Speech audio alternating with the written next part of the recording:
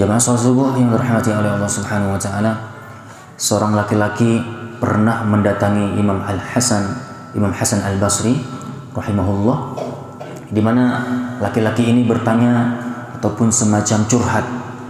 Dia berkonsultasi dengan Imam Hasan Al-Basri, di mana dia mengatakan kepada Imam Hasan Al-Basri, wahai Abu Sa'id, wahai Abu Sa'id,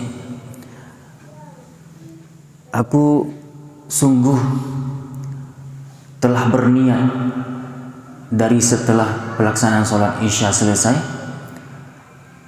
untuk supaya nanti di tengah malam bangun, kemudian aku sangat berkeinginan untuk melakukan sholat tahajud ataupun qiyamul lail, dan bahkan persiapan demi persiapan aku sudah lakukan. Aku dalam keadaan sehat-sehat saja. Aku juga sudah mempersiapkan air untuk dapat berwudu nanti ketika aku memang bangun di tengah malam. Nah, tapi kenapa aku juga tidak mampu bangun? Padahal aku telah berniat sangat untuk bangun malam, dan kondisiku dalam keadaan sehat-sehat saja, dan persiapan demi persiapan sudah aku lakukan dengan maksimal supaya nanti aku bisa bangun dengan mudah, dengan niat bisa bangun dengan mudah nanti di saat ingin sholat tahajud di tengah malam ataupun di sepertiga malam terakhir. Kenapa kok aku nggak juga bisa kebangun dengan mudah? Maka beliau Imam Hasan Al-Basri mengatakan, itu penyebabnya adalah karena dosa-dosamu sendiri yang telah mengikatmu. Karena kathratu dzunub, disebabkan dosamu yang telah begitu banyak. Nah, seakan-akan Imam Hasan Al-Basri ingin mengatakan kepada anak laki-laki ini apa?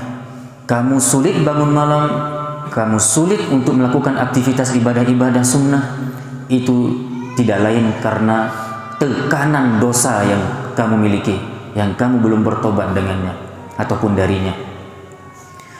Kaum muslimin dirahmati oleh Allah Subhanahu wa taala, maka dari itu apa yang disampaikan oleh Imam Hasan Al-Basri ini sangatlah berkaitan dengan apa yang telah disabdakan oleh Rasulullah SAW mengenai kathratu dzunub, kebanyakan dosa ataupun banyaknya dosa yang dilakukan oleh hamba, maka akan membuat hatinya itu melemah, jiwanya itu melemah. Jadi malasnya kita beribadah, malasnya kita beraktivitas yang berhubungan dengan aktivitas positif, itu bukan sekedar malas biasa. Malas ini disebabkan tekanan dosa yang begitu banyak yang telah kita lakukan. Dosa inilah yang membuat kita lemah. Dosa inilah yang membuat kita nanti malas dalam melaksanakan ibadah kepada Allah Subhanahu wa taala. Walaupun ibadah itu ringan sebenarnya, kalau kita perhatikan tidaklah berat-berat sekali.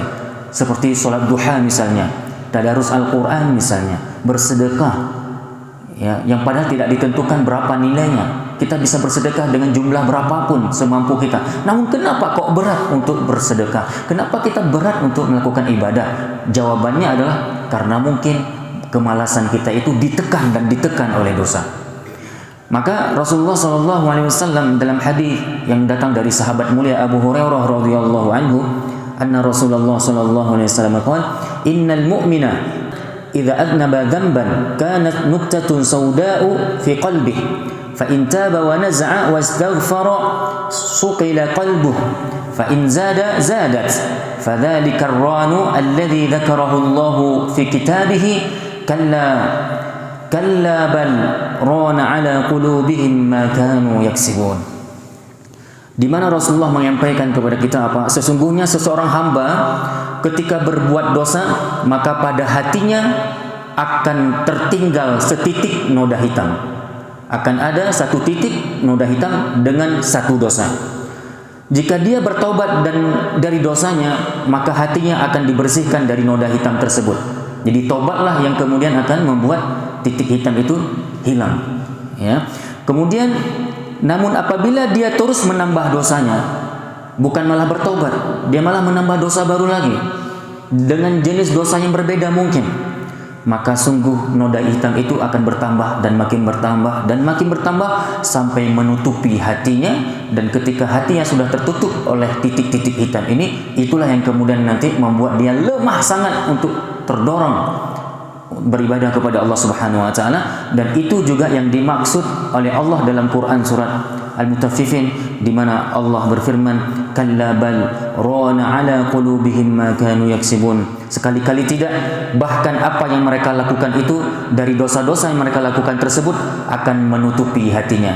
Ternyata di sinilah kita tahu dalil bahwa dosa yang banyak dilakukan oleh setiap hamba, dosa itu yang nanti akan menutupi hati, dan orang-orang yang tertutup hatinya malas pula dia beribadah. Kemudian dengan malasnya dia beribadah, dia akan mengakhiri hidupnya dengan su'ul khotimah tanpa ibadah, yang kemudian nanti dia tidak lagi bisa dapat mampu bertemu dengan Allah, memandang Allah seperti orang-orang beriman yang lain.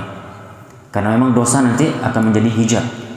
Banyaknya dosa yang dia tidak bertobat semasa hidupnya akan menjadi hijab, dosa tersebut akan menjadi dinding, benteng, sehingga dia tidak bisa memandang wajah Allah Subhanahu wa taala pada hari kiamat. Maka dari itu, saudaraku rahmati Allah, momentum bulan suci Ramadan ini adalah momentum yang sangat tepat bagi kita pastinya tidak pernah lepas daripada dosa, yang kemudian kita manfaatkan semaksimal mungkin untuk meraih keampunan dari Allah Subhanahu wa taala.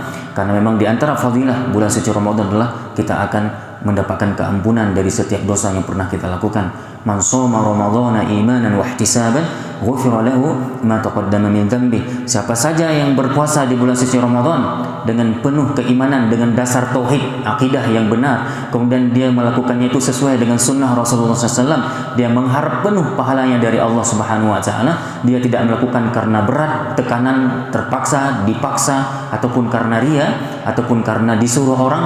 Maka apabila dia melakukan puasa dengan landasan dua syarat ini, iman wa ihtisaba, maka jaminannya apa? Fadilahnya apa? Hadiahnya apa dari Allah Subhanahu wa taala? Kita akan mendapatkan keampunan dari setiap dosa yang pernah kita lakukan semenjak dari masa lalu kita. Wallahu a'lam bishawab. Mudah-mudahan apa yang kami sampaikan ini bisa kita ambil hikmah dan pelajaran darinya.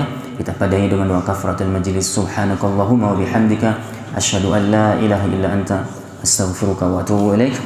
Wa akhiru da'wana alhamdulillahi rabbil alamin. Wassalamu alaikum warahmatullahi wabarakatuh.